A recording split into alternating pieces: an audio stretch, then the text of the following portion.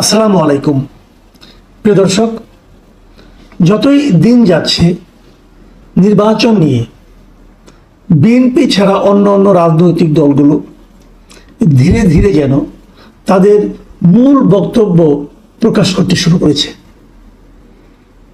BNP নির্বাচন চায় এবং দ্রুত নির্বাচন চায়। তারা প্রথমে ডিসেম্বরে চেয়েছিল, পরে গত 13ই জুন ডক্টর ইউনূসের সঙ্গে তারেক রহমানের বৈঠকের পর তাদের যৌথ ঘোষণায় ফেব্রুয়ারির কথাটা আকারে ইঙ্গিতে এসেছিল এবং তাতে বিএনপিকে ভীষণ খুশি এবং আনন্দিত বলে মনে হয়েছিল। এবং তখন আমি বলেছিলাম যে এত খুশি হওয়া আসলে এখনো খুশি হওয়ার মতো কিছু ঘটেনি, ঘটে যিনি সেটা ধীরে ধীরে প্রকাশিত হচ্ছে। সরকারের পক্ষ থেকে কিন্তু একবারের জন্য ফেব্রুয়ারিতে নির্বাচন হবে এমন নিশ্চয়তা দেওয়া হয়নি। তারপরেও বিএনপি একা একাই খুশি হয়েছিল। আজকে যে ঘটনাটা বলছি সেটা হলো জামাতে ইসলামের একটা স্পষ্ট বক্তব্য আজকে পাওয়া গেল। জামাতে ইসলামের স্পষ্ট বক্তব্যটা হলো যে লালমনিরহাটে জামাতের আমির গিয়েছিলেন একটা প্রোগ্রাম করতে। আপনারা জানেন একদিন আগে লালমনিরহাটের পাটগ্রামে থানা ভাঙচুর হয়েছে মবের দ্বারা এবং এই পুরো কাজটার দায় যে পড়েছে বিএনপির উপর। যারা এই ভাঙচুরের সঙ্গে জড়িত তারা কোনো না কোনোভাবে বিএনপির সঙ্গে জড়িত, যদিও বিএনপির যারা লোকজন তারা বলছেন এর সঙ্গে তারা জড়িত নয়, এর সঙ্গে জড়িত হচ্ছে ওখানকার পাথর ব্যবসায়ী, যারা পাথর উত্তোলন করে সেই সমস্ত ব্যবসায়ীরা। এটা নিয়ে পক্ষে বিপক্ষে অনেক কথাবার্তা হয়েছে, কিন্তু যত কিছুই হোক না কেন, কে দায়ী না, এটা নিয়ে আপনি সারাদিন আলোচনা করতে পারেন। কিন্তু ঘটনাটা কি? ঘটনাটা হলো কিছু লোক থানা ঘেরাও করেছে এবং থানা ভাঙচুর করেছে, সেখানে পুলিশের সঙ্গে টিয়ার গ্যাস, লাঠি চার্জ করা ইত্যাদি হয়েছে এবং থানার মধ্যে ল্যাপটপ, কম্পিউটার ভাঙাভাঙি হয়েছে। পাটগ্রামের পাশে হলো হাতিবান্ধা থানা। এই হাতিবান্ধা থানার পুলিশ ফোর্স যাতে নাকি পাটগ্রাম থানার এই ভাঙচুরে চলাকালীন পাটগ্রামে এসে এদেরকে হেল্প করতে না পারে, এই জন্য হাতিবান্ধা থানাকেও ঘেরাও করে রাখা হয়েছিল এবং তারও দায় যে চাপানো হয়েছে, অভিযোগটা উঠেছে বিএনপির উপর। কিন্তু বিএনপি যে খুব দুধে ধোয়া তুলসী পাতা তা কিন্তু মনে করার কোনো কারণ নাই। তো এরকম সময়ে ডক্টর শফিকুর রহমান জামাতের আমির উনি লালমনিরহাটে গিয়েছেন।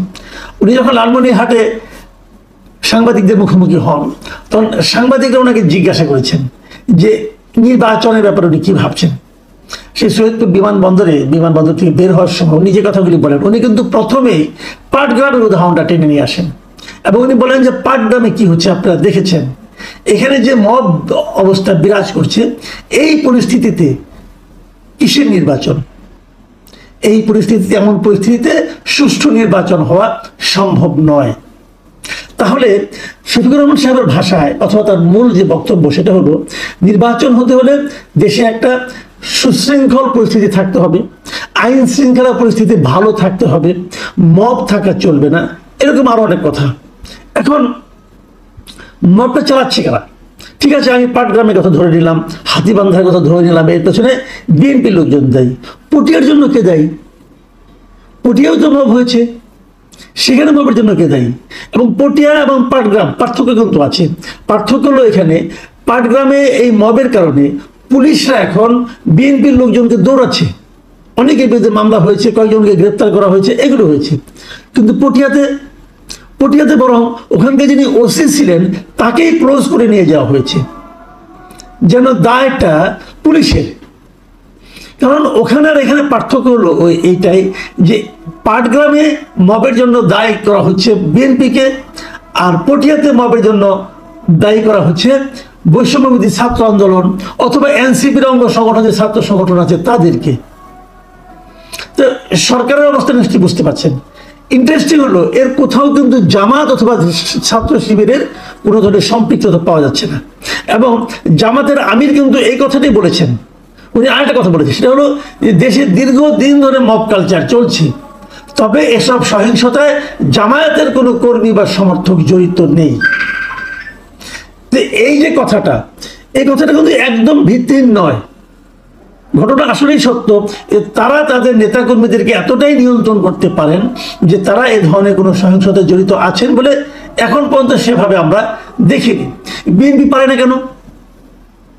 বিএনপি কেন পারে না? এই প্রশ্নটা কে করবে, কাকে করবে? দেখুন, আপনারা এর মধ্যে দেখেছেন যে ঢাকাতেও গত একদিন আগের ঘটনা, ঢাকার একটা হোটেল বরানির একটা হোটেল জাকারিয়ায় বিএনপির যুব দলের একজন নেতা মনির না কি যেন নাম, সে যে সেখানে ভাঙচুর করেছে, এখানে নারী ছিলেন, তাদের গায়ে হাত তুলেছেন, তার লোকরা যে অনেক কিছু করেছেন, তাকে বিএনপি বহিষ্কার করেছে, তার বিরুদ্ধে মামলাও করেছে।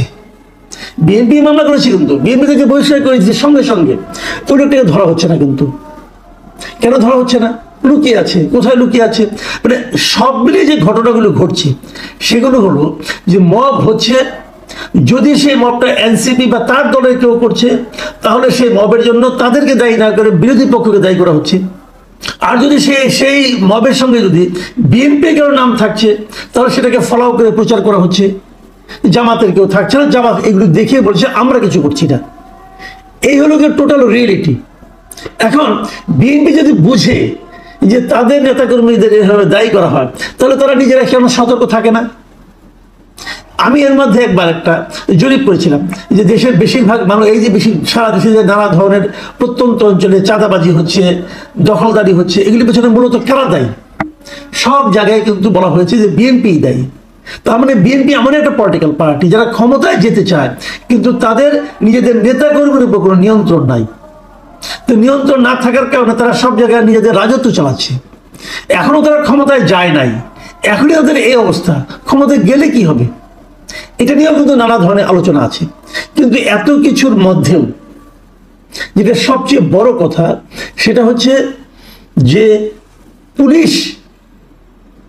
পুলিশের যে মনোবল সেটাকে ধীরে ধীরে ভেঙে দেওয়া হচ্ছে, এবং সেটাকে ইস্যু করে নির্বাচনকে কিভাবে পিছিয়ে দেওয়া যায় তার আলোচনা চলছে। এবং সেই আলোচনাটা কারা তুলছে? সে আলোচনাটা তুলছে জামাতে ইসলামী, সে আলোচনা তুলছে এনসিপি, সে আলোচনা তুলছে অন্যান্য বিভিন্ন পলিটিক্যাল পার্টি।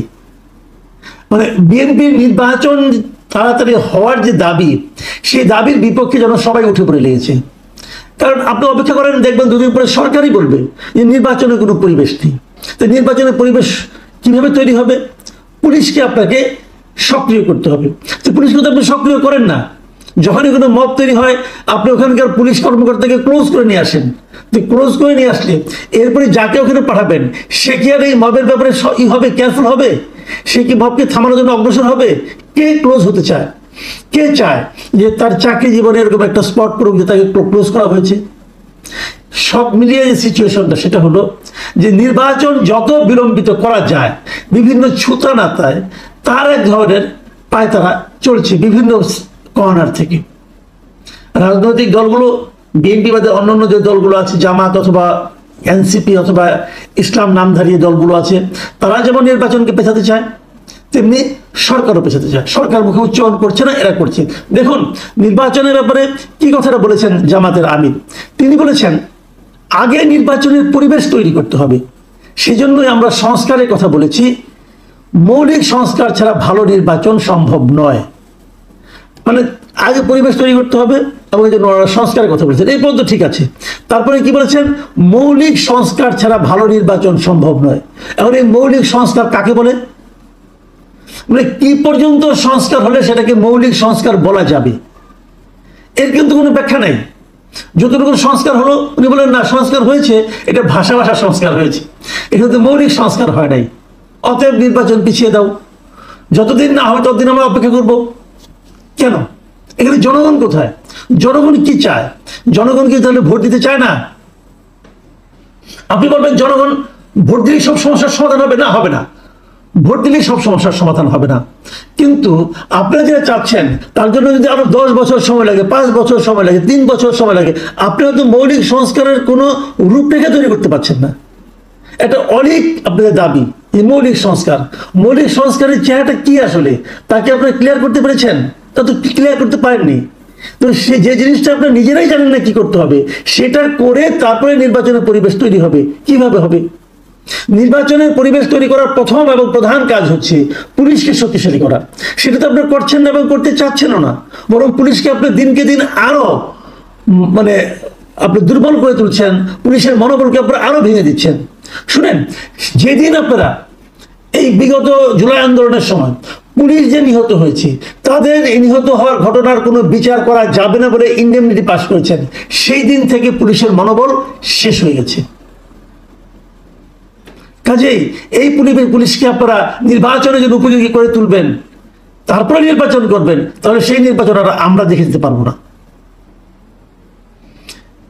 এই বিষয়গুলো সবগুলি একটার সঙ্গে একটা সম্পর্কিত। এখন কিভাবে পুলিশের মনোবল আপনারা দৃঢ় করবেন, কিভাবে মৌলিক সংস্কার করবেন, কিভাবে বিএনপি এবং জামাত একমত হবেন, কিভাবে জাতীয় ঐক্যমত্য তৈরি হবে, কিভাবে ডক্টর ইউনূস নির্বাচন দেবেন, এবং সেই নির্বাচন আবার উনি বলেছেন হবে ইতিহাসের শ্রেষ্ঠ নির্বাচন। সেই ইতিহাসের শ্রেষ্ঠ নির্বাচন আমরা জীবৎকালে দেখে যেতে পারবো কিনা সেই সন্দেহ নিয়ে আজকে অনুষ্ঠান শেষ করছি।